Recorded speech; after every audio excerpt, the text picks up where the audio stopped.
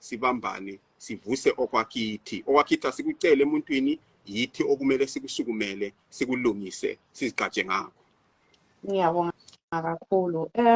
Njengoba siuyenzela ngapha umcimbi lo ngapha emazweni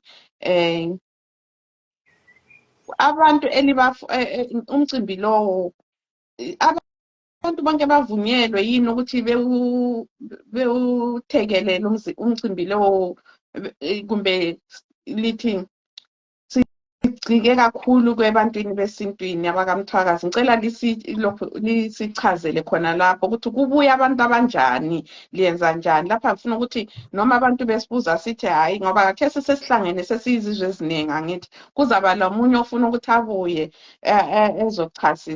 ezobona into lesiyenza, kube lomunye futhi la uthi hayi mina ngifuna ukuthi lami ngingene lapha ngiyefunda, lami ngithi sengisiya kwenye indawo lathi sithi babone sokuthi khangelani ezinye izizwe ukuthi ziyenzani, lathi singakuyenza njani. Umuntu wonke uvumelekile yini ukuthi ebuye kulo mcimbi?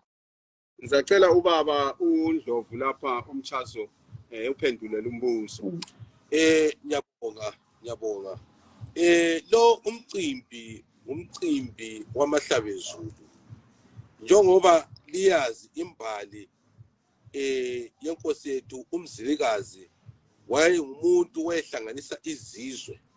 Yikho-ke ngalo mcimbi asikhethe ukuthi ngubani, as long ukwazi ukuthi ubuya kumahlabezulu ufika uzokhulisa ulimi lwamahlabezulu, siyakwamukela. Yikho-ke siyamukela noma nguphi umhlobo lapho ubuya khona. Thina into esiqhakathekisayo lulimi lwethu, ukuthi sivuse ulimi lwethu. Siyakwazi isizwe sakithi sikaMthwakazi silezizwe eziningi, silamakhalanga, silamavenda, silamasutu, silamanambiya, zonke nje inhlobo zonke singazibalisa. Yikho-ke thina siyanxusa ukuthi sizovusa ulimi lwethu. Nakho khonapho ngithinta futhi njalo siyakwazi ukukalanga igathering ikhona igijima, sibanxusile nabo na futhi sababhalela ngolimi lwabo. Yikho siyanxusa wonke umuntu ukuthi asondele sizowubamba, sivuse okungokwethu, siqhubeke siyaphambili ukwenzela ukuthi ikusasa labantwana besale bebambe okuncane. Ngiyabonga.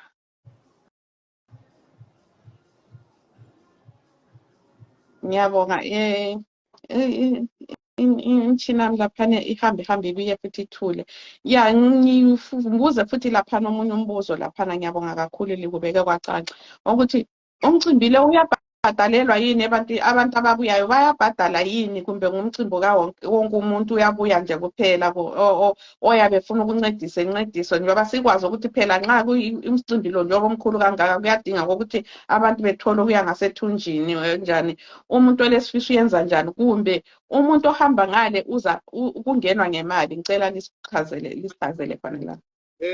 Umcimbi lowo ngumcimbi wabantu njoba sichazile nje siqala. Ngakho kunjalo umcimbi lowo awubhadalelwa, ubuya ungumhlabezulu labanye ababuyayo, ubuya ungene ungabhadalanga. Esikucelayo thina ukuthi omunye lomunye umuntu evunule lokho ayabe elakho okuhambisana lesizwe sakhe samahlabezulu, loba kungabe kuyiqhiye, loba kungabe kumbe ngamacici kumbe yini ongabulayo. Sicela khonokho ukuthi ubuye uvunule waphelela, labantwana labo bevunule bephelele. Awubhadalelwa ukudla ngokwesintu okuphekweyo ngabantu bakithi ngesintu. Kumbe uzabe usidla amacimbi, kumbe uzabe usidla isitshwala sonyawuthi, kumbe uzabe unatha utshwala besintu, kuyabukhona labo. Konke lokhu ke ukudla kuyathengwa ngoba siyenzele ukuthi indleko zakhona abantu ukuthi sibone ukuthi kuyalungiseka khonapho. Kodwa ke hathi umcimbi kawubhadalelwa, wozanini ngobunengi libuye labantwana. Loba ungabe usekhaya khonale, kumbe ukomaninji, kumbe usemakorokoro, kumbe uselupane, kumbe kosigangatsha, kumbe ungaphi kwelizwe, nxusa abantu abangapha isihlobo olazo ubatshele ngokuthi kulomcimbi okhona eManchester eNgilandi hambanini ngwamahlabezulu. Sinxusile abantu abaningi kakhulu, sanxusa labafundisi bezinkonzo ezakithi abakhonapha, amazayoni, amasabatha, ama-12 apostoli, labanye bonke sibabhalele izincwadi. Sababhalela izincwadi sabahlonipha ngoba phela into yamahlabezulu, into yesizwe iyadingeka ukuthi ihlonipheke njalo. Kumele kube lemvelo yethu phakathi, kube loNkulunkulu. Lezi nyanga lazo ziyabuya, lezi ngoma ziyabuya ngoba yinto esingakhangelelanga ukuthi kube lukholo lomuntu olulodwa kumbe siluphakamisayo. Amahlabezulu isizwe, abantu balenkolo eziningi ezitshiyeneyo, lezo nkolo zonke ziyahlonitshwa. Ngibuye khonapho futhi sizaba silenduna yesizwe, induna yomdabuko, unhlanhla yamangiweni, nguye oyabe elusiba lukhulu kulowo mcimbi. Kungayisuye kuphela oyabe hlonitshwa, kodwa nguye oyabe hlonitshwa okuphakemeyo ngoba nguye oyabe ngusiba lukhulu. Kodwa sinxusile labanye abakithi abangamakhansila lapha, kulo baba ngukhansila uMabhena, lo mama ngukhansila lapha eManchester, bengabakithi ngoba sizama ukuthi abakithi abahloniphekayo sibahloniphe lathi ngoba isizwe siyakhiwa kanjalo. Lezinye inhlanganiso nazo sizinxusile, ezinjengayena inhlanganiso sigiya ngamasiko ethu, nayo babe khona uma bekhululekile ngalelo langa. Siyenzela ukuthi into yakithi bakithi sibumbane, sibambane, sisebenze sonke siye phambili, sihloniphe imvelo, sihloniphe indalo, njalo sigiye ngendalo yakithi nangemvelo yakithi.